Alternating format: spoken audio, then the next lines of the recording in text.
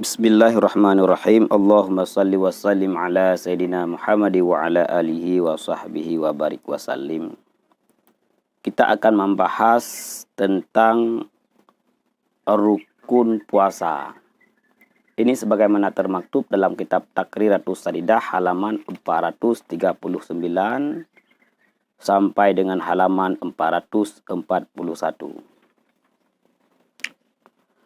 Arkanus saumi isnani. Jadi rukun puasa itu ada dua. Wa ba'duhum zada ruknan salisan wa huwa shaim. Sebahagian ulama melebihkan, yaitu menghitung 3. Termasuk orang yang berpuasa itu adalah bahagian daripada rukun. Karena kalau tidak ada orang berpuasa, maka tidak ada yang melaksanakan puasa. Nah, namun di sini yang dihitung 2 adalah ruknul awwalu adniyatu sawaun kana fardan am naflan. Rukun puasa yang pertama adalah niat. Jadi adakala puasa itu puasa fardu ataupun puasa sunat, maka membutuhkan kepada niat. Liqaulin Nabi sallallahu alaihi wasallam innamal a'malu binniyat. Ini sebagaimana hadis daripada Rasulullah sallallahu alaihi wasallam, sesungguhnya segala perbuatan itu adalah berdasarkan niat.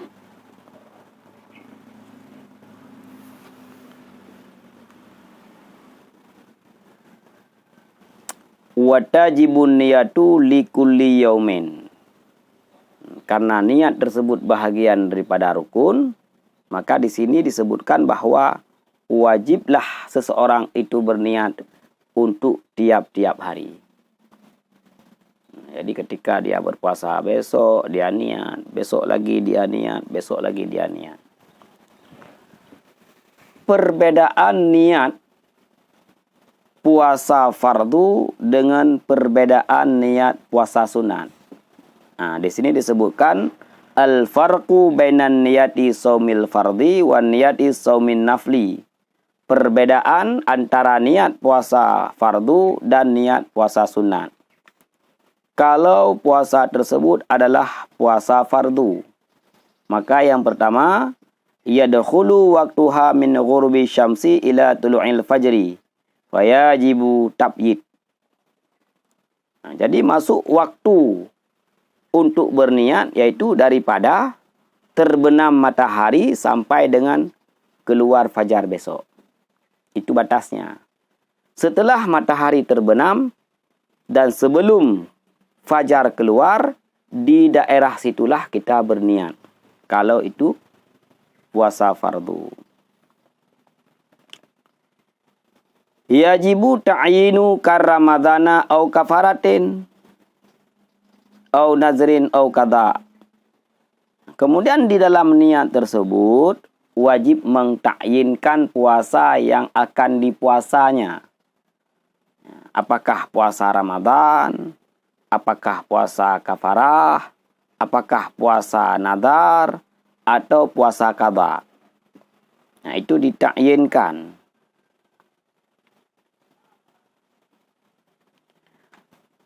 Kemudian dijelaskan sedikit lagi tentang ta'yin tersebut. Wala tajibun niyatul fardiyah alal mu'tamad li'annahu la yakunu minal balighil aqili illa fardan.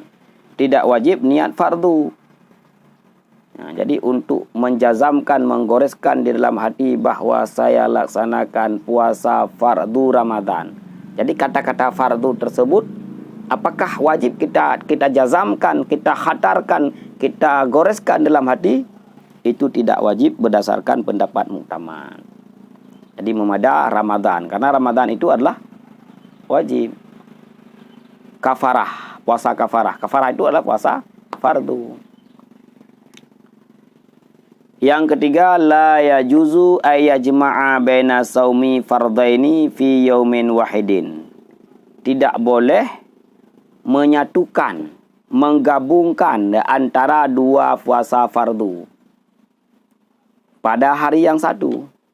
Misalnya hari ini kita puasa Ramadan ini dan qada Ramadan yang telah lalu, tidak boleh. Ataupun kita puasa Ramadan beserta dengan puasa kafarah, tidak boleh. Atau puasa Ramadan beserta dengan puasa nazar, tidak boleh. Dua fardu tersebut tidak boleh diniatkan, digabungkan dalam satu hari. Ini tentang niat puasa fardu. Sedangkan niat puasa sunat, yang pertama yadkhulu waqtuha min ghurubi syamsi wa yastamirru ila dzawali fala yajibu tabyid. Masuk waktu untuk meniatkan tentang puasa sunat adalah daripada terbenam matahari sampai dengan besok sebelum tergelincir matahari. Malam ini sampai dengan besok sebelum tergelincir matahari. Setelah matahari telah terbenam, di situ areanya kita berniat puasa sunat. Sampai kapan? Sampai siang besok sebelum tergelincir matahari. Maka tidak wajib menjatuhkan niat pada malam hari. Tidak wajib. Boleh besok pagi, boleh jam 9 pagi, boleh jam 10 pagi. Selama belum zawal. La yajibu ta'yinu illa in kana saumu muakkatan kayaumi arafata 'alal mu'taman. Tidak wajib mengtakyinkan. Misalnya niat puasa besok, udah niat puasa. Kecuali puasa tersebut adalah puasa yang diwaktukan. Ini pun berdasarkan pendapat muktamad wajib ta'yin. Mukabil daripada muktamad tidak wajib ta'yin. Seperti puasa hari Arafah. Jadi dalam pendapat muktamad untuk puasa hari Arafah kita ta'yinkan sunat puasa hari Arafah. Adapun kita ta'yinkan puasa Arafah. Mukabil daripada muktamad tidak wajib.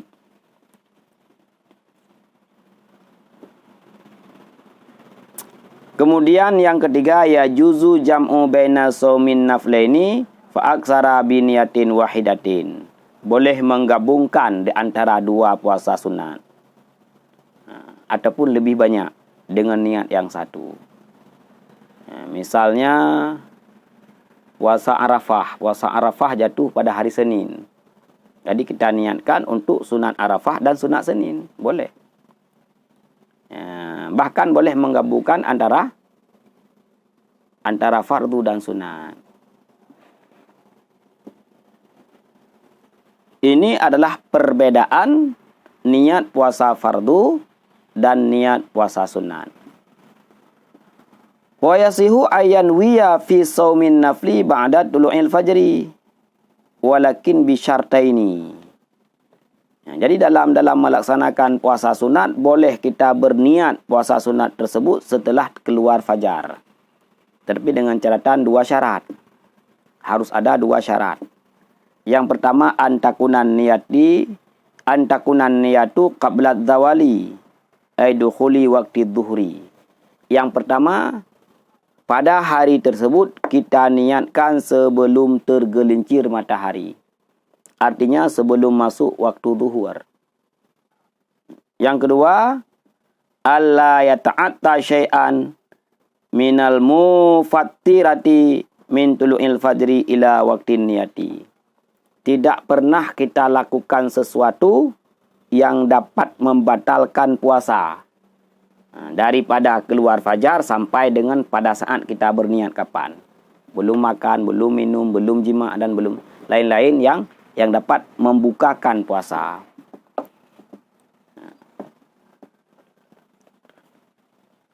Akmalun niyat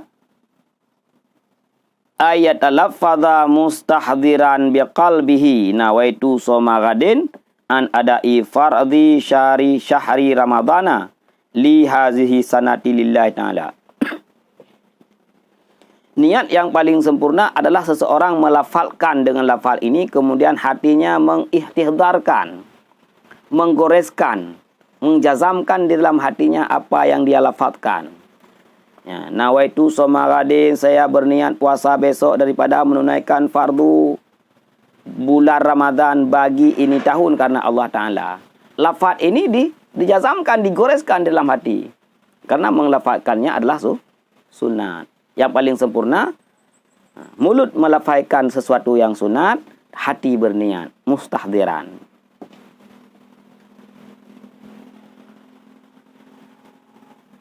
Mas'alatun fi ayyi surati yasihu shaumun nafli bin niyati ba'da tulu'il fajri ma'a tanawuli syai'in minal muftirati qablan niyat. Nah, ini ada satu masalah. Nah, karena tadi kan dijelaskan bahwa kalau puasa itu puasa sunat, boleh kita berniat pada hari sebelum waktu masuk waktu zuhur. Jadi ada masalah. Masalahnya pada seri mana surah yang sahlah puasa sunat tersebut dengan niat sesudah keluar fajar sebelum memakan sesuatu daripada yang dapat membatalkan, membukakan sebelum niat. Nah, ini pertanyaan.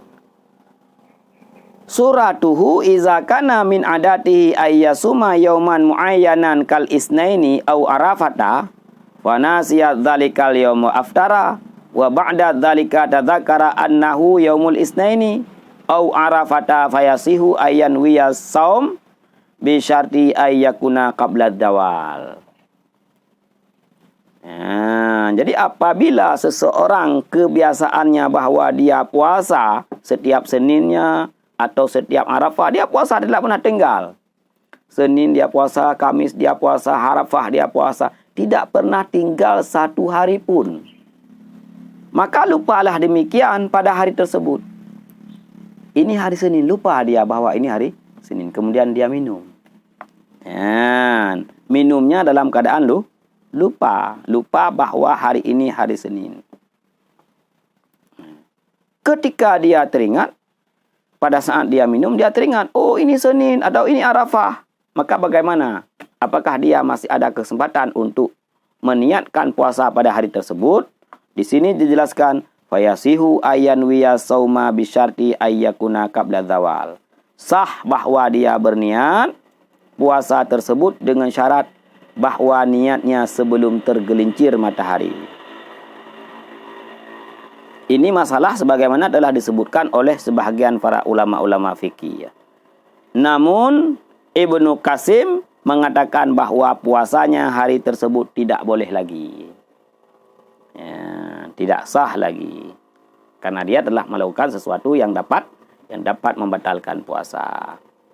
Jadi ikhtilaf tentang seorang yang beradat puasa sunat pada hari-hari tertentu, kemudian dia lupa pada hari tertentu tersebut, kemudian dia melakukan sesuatu yang dapat membatalkan puasa, apakah masih ada kesempatan untuk berpuasa? Dua pendapat. Satu mengatakan masih selama belum tergelincir matahari, yang kedua tidak lagi. Nah, ini rukun yang kedua. Ar-ruknu sani tarku mufattirin zakiran mukhtaran ghaira jahilin ma'durin fala yabtulu shaumuhu iza aftara nasyan au mukrahan au kana jahilan ma'zuran bi jahlihi. Rukun puasa yang kedua adalah meninggalkan sesuatu yang dapat membukakan puasa. Jadi hal keadaan ingat, mukhtar pilihan sendiri dan bukan jahil yang diuzurkan.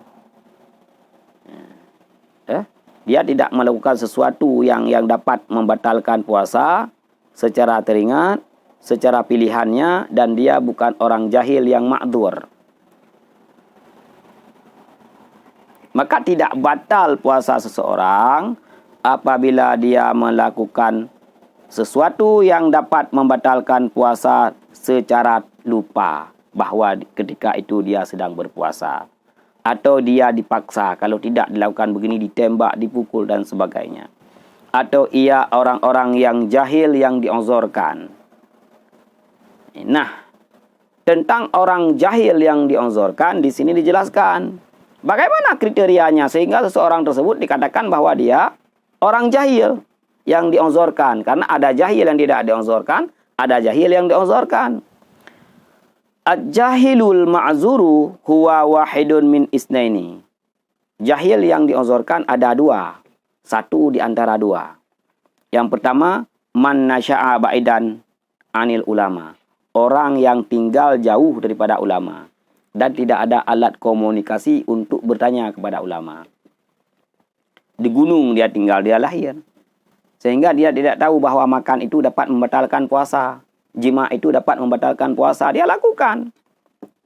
Nah, ini jahil yang ma'dzur dimaafkan. Tidak batal puasanya. Nah, kalau kita tinggal dekat pesantren, dekat balai pengajian, ada tengku-tengku di sekeliling kita yang dapat kita tanya. Tapi malas bertanya. Malas ke majlis ta'lim, malas ke pesantren, malas ke balai pengajian. Ya? Malas menelepon untuk menanyakan. Kita lakukan yang demikian, batal puasa kita. Karena jahil kita bukan jahil yang ma'dzur. Yang kedua, wa man kana qariba ahdin bil Islam. Orang yang baru masuk Islam. Dia belum terlalu paham tentang seluk-beluk hukum Islam. Baru masuk Islam. Itu juga dimaafkan.